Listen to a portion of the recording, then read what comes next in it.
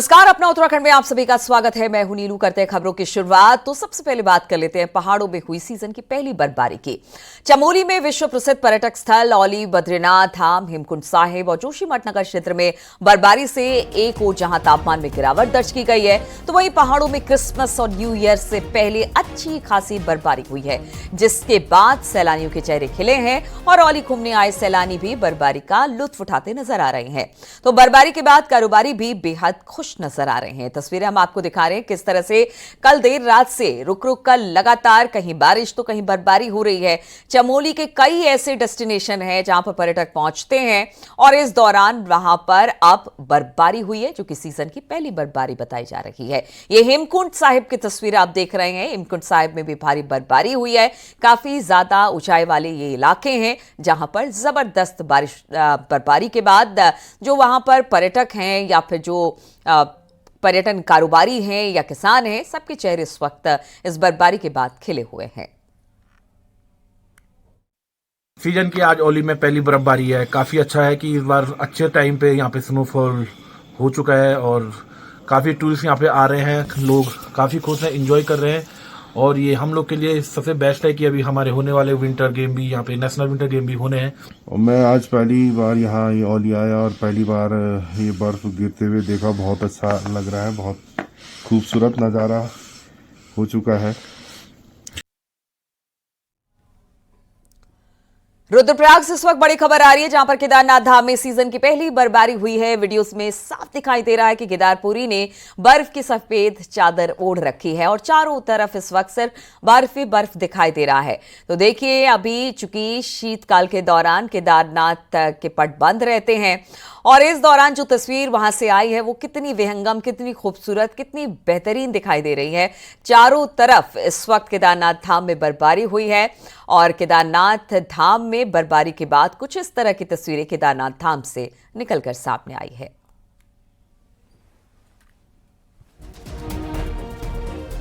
तो केदारनाथ धाम में भी सीजन की पहली बर्फबारी हुई है। अभी देखिए, मंदिर सुना है, लोग नहीं है शीतकाल के लिए, मंदिर के कपाट बंद हैं, लेकिन जो तस्वीरें वहां पर देखने को मिल रही है वो बेहद खूबसूरत है। केदार घाटी में सीजन की पहली बर्फबारी हुई है। चारों तरफ इस वक्त आप बर्फ की सफेद चादर देख रहे हैं और बीच में केदार धाम आपको दिखाई दे रहा है।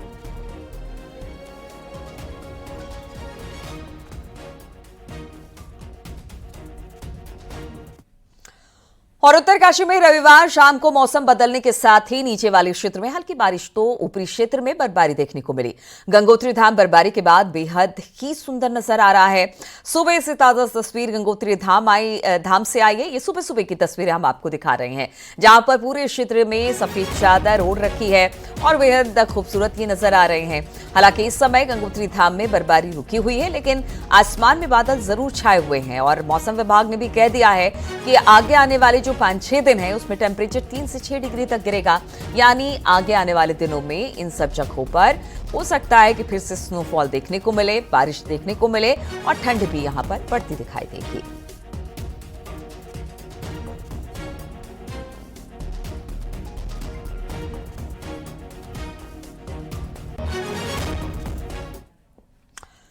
जनपद उत्तरकाशी में रविवार शाम को मौसम बदलने के साथ जो नीचे वाले क्षेत्र हैं वहां पर हल्की बारिश तो ऊपरी वाले क्षेत्र में बर्फबारी देखने को मिली।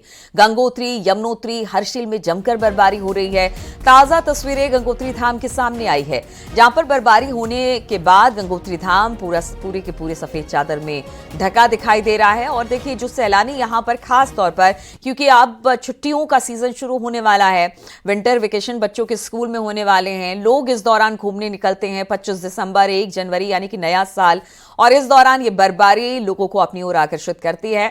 इसीलिए जो पर्यटन कारोबारी है वो भी काफी खुश हैं कि इन सब क्षेत्रों में जहां पर काफी दिनों से बर्फबारी का इंतजार किया जा रहा था, वहां पर जबरदस्त तरीके से पहले ही सीजन के पहली ही जो बर्फबारी हुई है उससे पूरा का पूरा क्षेत्र इस वक्त बर्फ की सफेद चादर से ढक चुका है।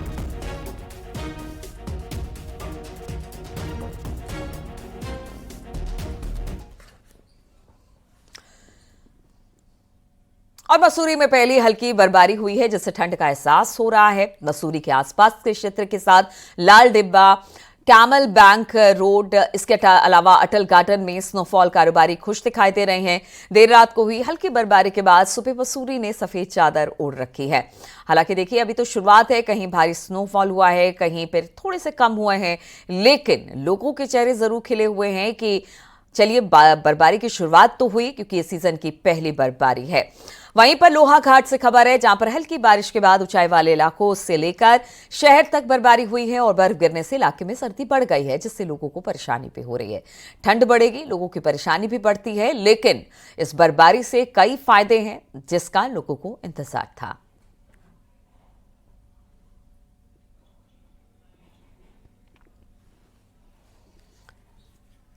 मशहूर पर्यटक स्थल चकराता में पहली बर्फबारी से पर्यटकों के चेहरे खिले हुए हैं। प्रदेश में निचले इलाकों में जहां पर देर रात रिमझिम हल्की बारिश से मौसम सुहाना हो गया, तो वहीं चकराता की ऊंची चोटियों पर देर शाम सीजन की पहली बर्फबारी देखने को मिली। चकराता के लोखंडी क्षेत्र में पहली बर्फबारी से स्थानीय लोग सहित जो पर्यटक थे उनके चेहरे भी खिले हुए थे। उम्मीद जताई जा रही है कि बर्फबारी की इस खबर के बाद यहां भारी तादाद में पर्यटक बर्फबारी का लुत्फ उठाने पहुंचेंगे। वहीं जौनसार बाबर में देवबंद, मुंडाली, लोखंडी, खडंबा, बुधेर सहित लगभग सभी ऊंची चोटियां बर्फ से लटकत है।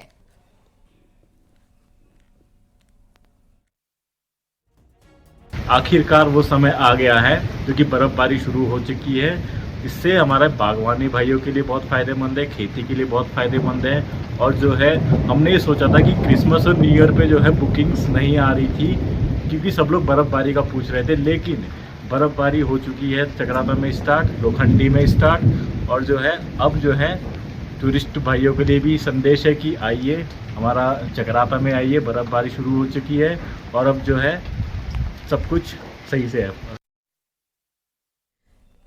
नैनीताल के धानाचूली में सीजन की पहली बर्फबारी हुई। जमकर हुई बर्फबारी से इलाके में ठंड बढ़ गई है। वहीं पर स्नोफॉल होने से पर्यटकों के चेहरे खिल उठे हैं और साथ ही सेब की फसल के लिए स्नोफॉल काफी ज्यादा फायदेमंद है। तो आप देखिए तस्वीरें, इतनी खूबसूरत तस्वीरें सामने आ रही है अलग अलग जगहों पर सीजन की पहली बर्फबारी, और कहा यह जा रहा है कि अगर ये बर्फबारी इस तरह से हुई है तो इसका फायदा खास तौर पर जो सेब की फसल है उसके लिए होने वाला है।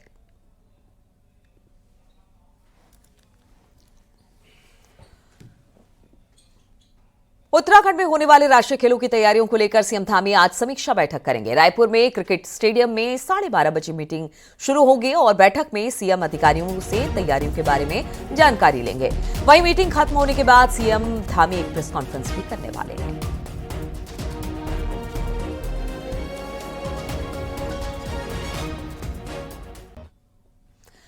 सीएम धामी आज छात्रों से मुलाकात करने वाले हैं। कहा यह जा रहा है कि हाई स्कूल, इंटर के टॉपर छात्रों से उनकी मुलाकात होगी। भारत दर्शन पर ये लोग निकलने वाले हैं छात्रों। इस दौरान शिक्षा निदेशालय में करेंगे ये मुलाकात। सीएम धामी की मुलाकात बच्चों से शिक्षा निदेशालय में होगी। बताया यह जा रहा है कि जो बच्चे हैं जिन्होंने ड्रॉप किया है भारत दर्शन के लिए निकलेंगे, लेकिन उससे पहले मुख्यमंत्री के साथ इनकी मुलाकात।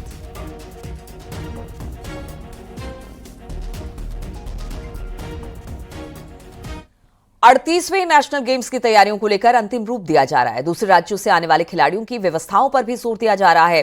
भारतीय ओलंपिक संघ ने फिलहाल 32 राष्ट्रीय खेलों के लिए ही उत्तराखंड को अनुमति दी है, जिसके लिए प्रदेश का खेल विभाग हर प्रकार की तैयारियों में जुटा है। 32 खेलों में उत्तराखंड के 1500 खिलाड़ी प्रतिभाग करेंगे। साथ ही दूसरे राज्यों के करीब 12,000 खिलाड़ी भी आएंगे। प्रदेश के ओलंपिक संघ के अध्यक्ष महेश नेगी ने कहा कि खिलाड़ियों के लिए पहाड़ी भोजन भी दिया जाएगा, जिसमें झंगोरे की खीर, चौंसू, लाल भात और थाटवाड़ी के साथ भट्ट की दाल की बनी चुड़कानी और मंडवे की रोटी भी होगी। स्पेशल उत्तराखंड की तरफ से उनका रहने का बहुत अच्छा इंतजाम उत्तराखंड में किया जा रहा है। खाने की व्यवस्थाएं बहुत यूनिक और बहुत अच्छी, जिसमें हम जो है उत्तराखंड के जो है हमारे अपने व्यंजन जो है उनको भी परोसने का काम करेंगे। वो भी उसमें सम्मिलित करने की बात हो रही है, उनको भी परोसा जाएगा। इधर निकाय चुनाव में देरी और पंचायतों में प्रशासक नियुक्त करने पर पूर्व मुख्यमंत्री हरीश रावत ने सवाल उठा दिए हैं। हरीश रावत ने लक्सर में कार्यक्रम में शामिल होने पहुंचे। उन्होंने कहा इस दौरान कि सरकार ग्रासरूट डेमोक्रेसी की दुश्मन है और स्थानीय चुनाव नहीं करना चाहती है, इसलिए लगातार नगर निकाय चुनावों को टाला जा रहा है। वहीं पंचायत में प्रशासक नियुक्त करना भी नियम विरुद्ध है। संविधान संशोधन कहता है एक चुनी हुई सरकार, चुना हुआ नगर निकाय या चुना हुआ पंचायत दूसरे पंचायती प्रतिनिधि को ही अपना कार्यभार सौंपेंगे। ये प्रशासक नियुक्त कर रहे हैं जगह जगह, जो है खुली बेईमानी है। 1 साल से नगर निकायों के साथ खिलवाड़ हो रहा है। ऋषिकेश में हरिद्वार ऋषिकेश बाईपास के पास स्मृति वन को इको पार्क के रूप में विकसित करने का काम हो रहा है, जिसके लिए वन एवं पर्यावरण मंत्री 1 करोड़ के बजट को मंजूरी दी है। इसमें से 50 लाख रुपए जारी कर दिए गए हैं। इस दौरान वन क्षेत्राधिकारी ने बताया कि 4 दीवारी और सोलर फेंसिंग का काम किया जा रहा है और इको पार्क को पर्यटक स्थल के रूप में विकसित करने की स्थानीय पर्यटकों सहित को भी इसका लाभ मिलेगा।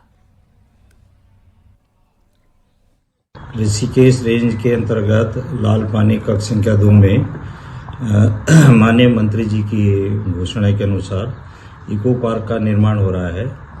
इसमें इको पार्क में सोलर फेंसिंग का कार्य, नेचर ट्रे का कार्य और गेट का कार्य हमारा संपन्न हो गया है और प्रथम चरण में तो ये कार्य हमारे होने हैं, इसकी और हट बनने हैं और इसमें अभी हमको 50 लाख ही आवंटन हुआ है। सोशल मीडिया पर रील बनवाने के लिए हथियारों की नुमाइश युवक के सिर चढ़कर बोल रही है। हरिद्वार में फायरिंग कर सोशल मीडिया पर वीडियो शेयर करने का एक और मामला सामने आया। वीडियो ज्वालापुर क्षेत्र का बताया जा रहा है, जिसमें अन्य युवकों के साथ मौजूद एक युवक तमंचे से फायर करता है और फिर वीडियो सामने आने के बाद अब इस पूरे मामले पर एसएसपी ने निर्देश दिया है कि जल्द ही इस पूरे मामले पर छानबीन और जांच शुरू की जाए।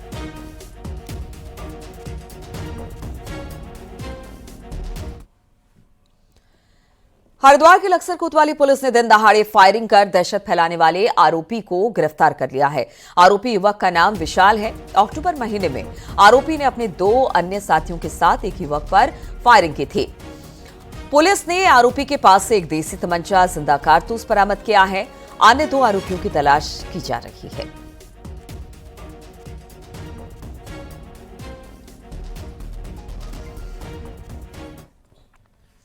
ऋषिकेश के रायवाला इलाके में लगातार हो रही चोरी से जहां पर आम आदमी परेशान है, वहीं रायवाला पुलिस भी अब जन जागरूकता के माध्यम से लोगों को जागरूक कर रही है, जिससे चोरी की घटनाओं को रोक लगाया जा सके। हम आपको बता दें कि बहादुराबाद पुलिस की मुठभेड़ में पैर पर गोली लगने वाले अभियुक्त ने रायवाला में कई चोरी का खुलासा किया है।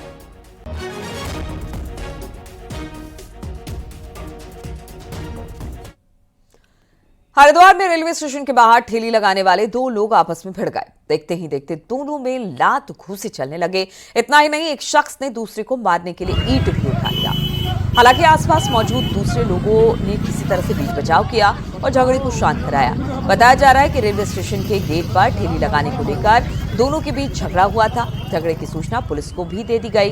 हालांकि पुलिस के पहुंचने से पहले ही झगड़ा कर रहे दोनों लोग वहां से भाग खड़े हुए।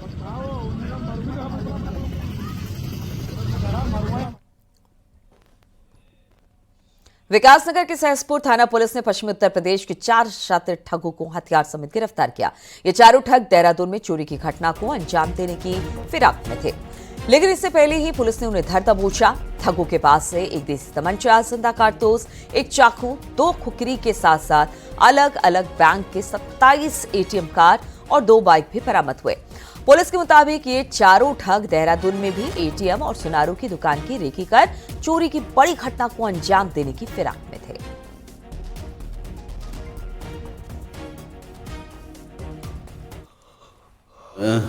जो ठग थे, जो कि चोरी आदि की घटना को अंजाम देने के उद्देश्य से और लोगों को ठगी करने के उद्देश्य से ये सहसपुर क्षेत्र में आए थे, तो इनको गिरफ्तार किया गया है, जिनमें 3 तो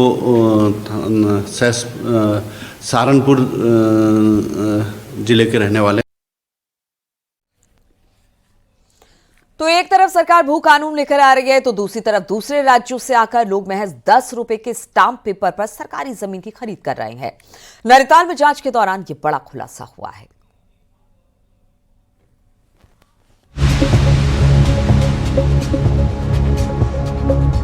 नैनीताल जिले में सरकारी अधिकारी इन दिनों इस तरह से कई कॉलोनी की जांच कर रहे हैं। जांच इन घरों के मालिकाना हक को लेकर हो रही है। सरकार को खुफिया जानकारी लगी है कि सरकारी जमीनों की खरीद फरोख्त का खेल इन 10, 50 और 100 रुपए के स्टाम्प पेपर पर हो रहा है। हल्द्वानी के सामाजिक कार्यकर्ता हितेश पांडे इस मामले का पहले ही खुलासा कर चुके हैं। इसमें भाई साहब भारी लोग आ रहे हैं और सरकारी जमीनों में जहां तहां पे कब्जा कर रहे हैं, उसको लंबे समय तक बैठ रहे हैं। जब उन्हें मौका लग रहा है 10, 20, 50 रुपए के स्टाम्प में मन मर्जी से उसको माल मलबा दिखाकर आगे बढ़ा दे रहे हैं, जिससे पूरी की पूरी डेमोग्राफी बदल रही है, जो कि बेतहाशा लैंड स्कैम की ओर इशारा कर रहा है। मुख्यमंत्री पुष्कर सिंह धामी के निर्देश पर इन दोनों जमीनों की जांच जोरों पर है और इसी जांच के दौरान राजस्व और पुलिस के हाथ जो चीज लग रही है वही हैरान करने वाली है। सख्त कार्रवाई करें तो उसमें एफआईआर दर्ज कराई गई है। इस तरह के मामले हल्द्वानी में भी निकल कर आए, जिनमें जो स्टैम्प पेपर है 100 रुपये या 50 रुपये के, जिनमें ज़मीनें बेची गई हैं, उनमें लगातार जो भी मैटर ऐसा निकल कर आ रहा है, जांच में उन पर एफआईआर दर्ज कराई जा रही है और उसमें एक विस्तृत इन्वेस्टिगेशन, जो क्रिमिनल इन्वेस्टिगेशन है, वो पुलिस विभाग करेगा और उसके बाद फिर उसमें वाद दर्ज वगैरह करके जो भी कार्रवाई होती है वो नियम संगत तरीके से करी जाएगी।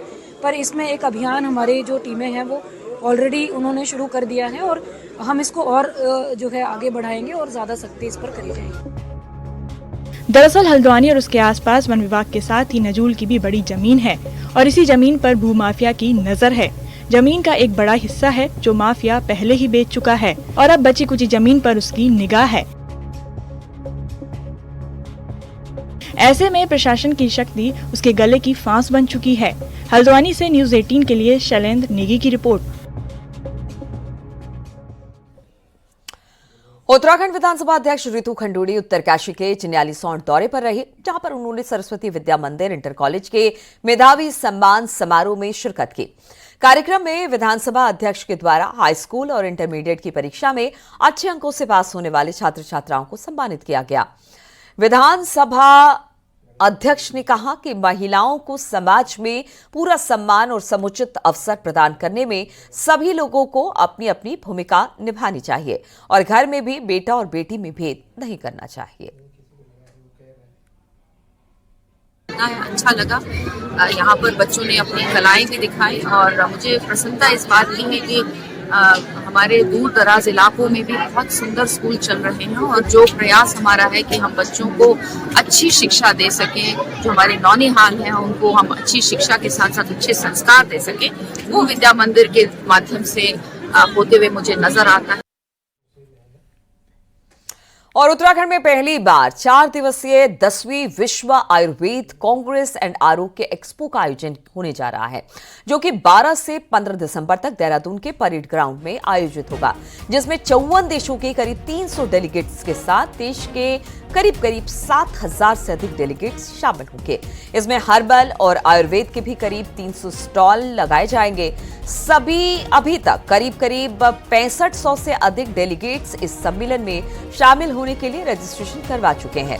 साथ ही साथ आयुर्वेद सम्मेलन में एग्जीबिशन स्टॉल भी लगाए जाने के लिए 300 समूहों ने बुकिंग करवा ली है।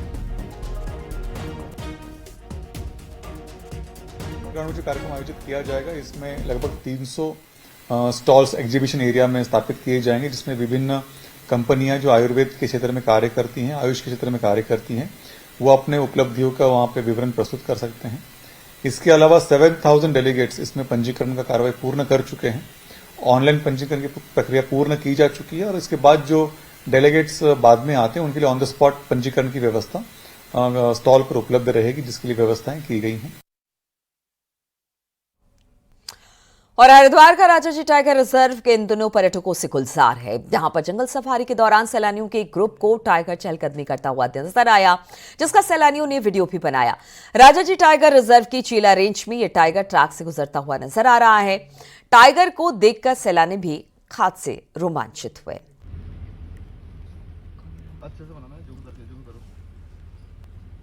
भैया वो हमारी तरफ आएगा? और हरिद्वार के लक्सर में सड़क पर अचानक एक विशालकाय अजगर आ गया। गर्ग डिग्री कॉलेज के पास सड़क पर अजगर को देखकर वहां से गुजर रहे लोग सहम गए और इस दौरान मौके पर लोगों की भीड़ भी जमा हो गई। अजगर इतना बड़ा था कि पूरी सड़क पर ही पसर गया और फिर भीड़ को देखकर झाड़ी की तरफ जाने लगा। सूचना पर पहुंची वन विभाग की टीम ने अजगर का रेस्क्यू किया और बाद में इसे सुरक्षित जंगल की तरफ छोड़ दिया गया।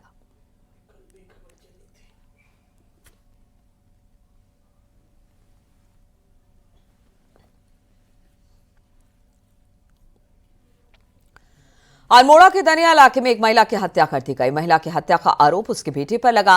वहीं पुलिस ने आरोपी लड़के को गिरफ्तार कर लिया है। पुलिस के मुताबिक आरोपी नशे का आदी है और जब उसने अपनी मां से पैसे मांगे तो मृतका ने पैसे देने से मना कर दिया, जिसके बाद नाराज होकर आरोपी ने अपनी मां और पिता की जमकर पिटाई की।